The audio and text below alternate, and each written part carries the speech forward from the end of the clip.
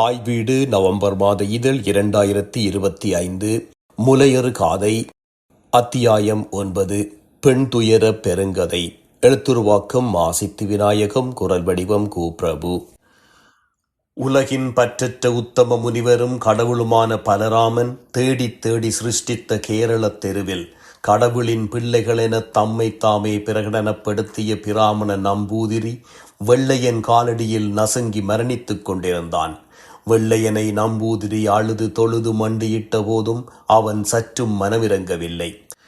நம்பிக்கை துரோகிக்கான பரிசு இது என்றபடி வெள்ளையன் காலாலும் கையாலும் அவனை சரமாரியாக உதைத்துவிட்டு அவ்விடத்தை விட்டு அகன்று நெடுநேரமாயிற்று. தம்மினத்தை சூத்திரர் என்று அழைக்கின்ற தம்மின பெண்களை மானபங்கப்படுத்தி அவர்களின் மார்பளவெடுத்த வரி விதிக்கின்ற ஈன கொடூரவாதிகளில் ஒருவனான நம்பூதிரி தெருவில் சாய்ந்து கிடப்பதை பார்த்த சூத்திர சனங்கள் ஒன்று கூடத் தொடங்கினர். தன் இனத்தை அழிப்பவனையே தொழுகின்ற சுரணை கட்ட சூத்திர சனங்கள் அவர்கள். இப்படி சுரணை அற்று போய்த்தான் அடிமைச் சனங்கள் எங்கும் இருந்தனர். தம்மை ஒடுக்குபவனை பல்லக்கில் தூக்கி அவனுக்காக பல்லக்கு சில்லினுள் நசிந்து உயிர் கொடுக்கின்ற பரிதாப அடிமைகளால் பூமி நிரம்பிய காலம் இது.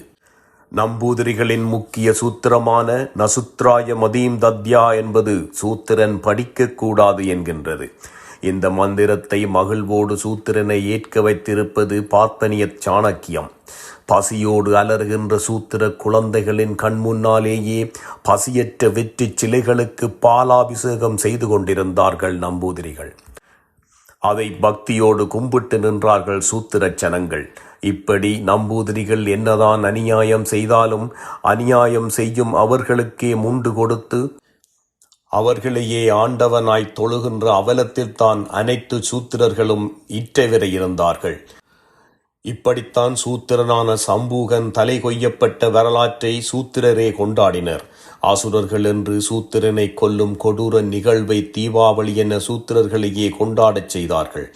தன்னின சூத்திரனை கொன்றவனையே தம் கடவுள் என்கின்றார்கள் இற்றைவரை இந்த சூத்திரர்கள். வெள்ளையர்களோடு சேர்ந்து சூத்திரர்கள் படித்து நீதவானாக மாறினால் கூட ஆமாம் சாமி, எல்லாம் உங்களதும் உங்கள் கடவுளதும் பெருங்கருணையினால் தான் நான் படித்தேன் என்று நம்பூதிரிகளின் காலடி சேவகர்களாகவே சூத்திர சாதி இன்றைக்கும் இருக்கின்றார்கள். இந்த அடிமைத்தனத்தின் உச்சத்தில் தான் ஆள்பவர்களின் அதிகாரமும் அநீதியும் இப்புவியிலே அன்றும் இன்றும் அரங்கேறுகின்றது.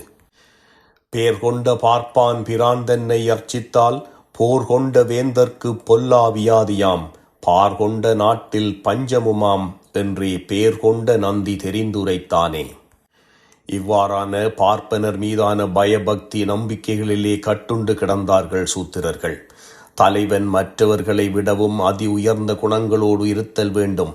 ஆனால் இங்கு அத்தனை அயோக்கியத்தனமும் கொண்ட அயோக்கியர்கள்தான் நாடாளுகின்ற தலைவர்களாக இருக்கின்றார்கள். விலங்குகள் கூட சூடு கண்ட இடத்தை விட்டு உடனேயே ஓடிவிடும். சூடு கண்ட பிறகும் தூர விலகாதவர்கள் இந்த சூத்திர மனிதர்கள். இந்த மனிதர்கள் பேசும் மனிதமும் அவர்களின் நியாயங்களும் விசித்திரமானவை. அண்ணன் தம்பிக்கிடையே அடிபட்டுச் சாவது நல்லதில்லை. பார்க்கின்றவன் கேவலமாக பேசுவான். அதுக்கு நாம் இடம் கொடுக்க கூடாது, ஒற்றுமையாய் போங்கையா என்று உபதேசியாமல் அவர்களிடையே பகையை வளர்த்து கீதை உபதேசித்து பாரத போரை நடத்தியதே கேரள கடவுளான பலராமனும் அவன் தம்பி கிருஷ்ணனும் தான். குந்திக்கு கற்பமில்லாமல் தலைப்பிள்ளை சூரியன் கொடுத்தானாம் என்று பெருமை பேசி பின் கிருஷ்ணனே அவனை ஏமாற்றி கொல்வானாம் என்பதுதான் அங்குள்ள இறை நீதி. இதே போன்றுதான் மேரி கதையும். கடவுள் ஆவி கொடுத்த கற்பத்தோடு அலைந்து மேரி பெற்ற பிள்ளை சிலுவையிலே மூர்க்கத்தனமாக கொல்லப்பட்ட போது காதுள்ளவன் கேட்காமலும் வாயுள்ளவன் பேசாமலும் நின்று வேடிக்கை பார்த்தான். இவற்றையெல்லாம் இவர்கள் புரியாமல் செய்கின்றார்களா புரிந்து செய்கின்றார்களா என்பதை எவரும் அறியவியலவில்லை. செல்வத்தின் கொலை, நம்பூதிரியின் மரணம் என தொடரும் கொடும் சம்பவங்கள் தந்த அச்சத்தின் பின் கணேசன் மிக கவலையாக இருந்தான். ஒருவேளை செல்வத்தின் நண்பனான எனக்கும் இந்த விவகாரம் தெரிந்ததென நம்பூதிரிகள் நம்பினால் நம்மை சும்மா விடுவார்களா? அவர்கள் எந்த எல்லைக்கும் போவார்கள். செம்பகத்தோடும் தன் குடும்பத்தோடும் கன்னியாகுமரியூடாக ராமேஸ்வரம் நோக்கி இரவோடு இரவாக போவதென கணேசன் முடிவெடுத்தான். பிறந்த இடத்தையும் வாழ்ந்த வீட்டையும் விட்டு அகதியாகப் போவது எத்துணை கொடூரம். பிறந்த மண்ணிலே வாழ்ந்து அங்கு வீசும் சுகந்த காற்றை சுவாசித்து அங்குள்ள மரங்களில் ஏறி கொப்பு தாவி குரங்குகளோடு குரங்குகளாய் இயற்கையோடு ஒன்றிக் கிடந்த ஊரை, முன்னோர்கள் காலம் காலமாய் வாழ்ந்த ஊரை விட்டு ஒரே நாளில் போவதென்பது பெரும் சாபம். சொந்த நாட்டை விட்டு போவதென்பது நாம் வளர்ந்த கலாச்சாரம், பண்பாடு, இனசனம் எல்லாவற்றையும் மூட்டை கட்டி எறிந்துவிட்டு செல்லுகின்ற அவலம்தான். ஊர் துறந்த அகதிக்கு அதன் பிறகு எந்த பண்பாடு நிலைக்கும்? உலகத்திற்கே புரட்சி வரலாற்றை எழுதி வைத்துவிட்டு போயுள்ள ஈழவர் பெண்ணான நங்கேலியின் உறவினனானையும் செம்பகத்தை ஓடி ஓடி விரும்பி காதலித்தவன் நான். என்னையும் அவள் விரும்பித்தான் காதலித்தாள். என்னை நம்பி வந்த அவளை காப்பாற்ற வேண்டும். ராமேஸ்வரம் சென்று அவள் விருப்பப்படி அங்கு மணம் செய்ய வேண்டும். கேரளத்தில் பெண்களாய் பிறப்பவர்கள் பெரும் பாவிகள் என்கின்ற நாட்கள் அது. வெள்ளையர், நம்பூதிரிகள், அவர்களின் நெடுபிடிகள் என ஆதிக்க வர்க்கம் திருமணமான பெண்களை, குடும்பங்களை கூட கண்முன்னாலேயே சீரழித்து விடுகின்றார்கள். அதிகாரத்தில் உள்ள ஆண்கள் பெண்களை சீரழித்து ஏமாற்றுகிறார்கள் என்பதை விடவும் அந்நியர்களுக்கு அடிமைகளாகவும் வெளிநாடுகளுக்கு பெண்களை விற்கவுமான அதிகாரத்திலும் அவர்களே இருந்தார்கள். முலக்கரம் என்று அழைக்கப்பட்ட முலைவரி என்கின்ற மானிட குலத்தின் மிக கேடான வரிமுறை அக்காலத்தில் தான் திருவிதாங்கூரிலே இருந்தது. கடவுளின் சிறுதுளி மனிதன் என்றால் சூத்திரன் சிறுதுளியா? அப்போ அவனுக்கே இங்கு எந்த உரிமையும் இல்லை. எந்த சாமியையும் நம்பாதவனை பேய்களும் பில்லி சூனியங்களும் தொட்டது கிடையாதே. இது ஏன் இந்த மக்களுக்கு புரிவதே இல்லை? சூத்திரச் சனங்கள் பயபக்தியோடு இந்த பிரச்சனைகளுடன் சேர்ந்து இந்நிலை அனுபவிக்கவே விரும்புகின்றனர். இந்த மாதிரி குப்பை நம்பிக்கைகளை விட்டு விலகியிருந்தாலே பாதி பிரச்சனை கிடையாது. ஆனால் நம்பூதிரிகள் அதற்கு விடவே மாட்டார்கள். மிக பிற்படுத்தப்பட்ட ஒடுக்கப்பட்ட பூப்பெய்திய இளம் பெண்கள் மீது பல நூற்றாண்டுகளாக விதிக்கப்பட்ட கொடுமையான வரி முலைவரி. மார்பை மறைத்து மேலாடை அணியாமல் மகளிரை கேவலமாக்கிய நாட்கள் அது. மீசை வளர்த்த தலித்தான்களுக்கு மீசை வரியும் கூட அங்கு விதிக்கப்பட்டது. தாழ்த்தப்பட்ட பெண்கள் என வரையறுக்கப்பட்ட 18 சாதிகளுக்கும் இது விதிக்கப்பட்டது. இதை வசூல் செய்வதிலும் மிகவும் கடுமை காட்டப்பட்டது. நம்பூதிரி பார்ப்பனர்கள் தான் சூத்திர பெண்களின் முலை அளவை பார்த்து அவர்களுக்கு வரி விதித்து அவர்களை சீரழிக்கின்ற அதிகாரம் பெற்றவர்களாக இருந்தார்கள்.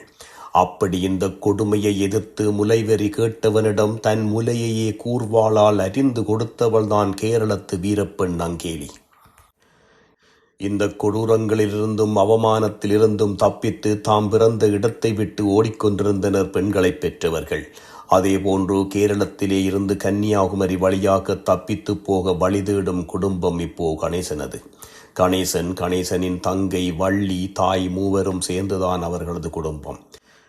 வள்ளியை முலை காட்ட நிர்பந்தித்து அதை சாட்டாக வைத்து வன்புணரத் துடிக்கும் நம்பூதிரிகளினதும் வெள்ளையர்களுக்கு அவளை கூட்டிக் கொடுக்கவும் நின்ற அரச ஆதரவு மைனர்களினதும் கழுகு கண்களிலிருந்து தங்கியை காப்பாற்றி ராமேஸ்வரம் போக வேண்டிய தேவையும் கணேசனுக்கு இருந்தது. விவசாயம்தான் கணேசனது குடும்பத் தொழில். விவசாயம் மிகவும் கடினமானது என்பது மட்டுமின்றி வானம் பொய்த்தால் அதிலிருந்து அவர்களால் எந்த வருமானத்தையும் ஈட்ட முடியாது. இனி ஒரே வழி தேசம் விட்டு தேசம் செல்லும் அந்நிய கப்பல் ஏற வேண்டியதுதான். கணேசன் முடிவெடுத்து விட்டான்.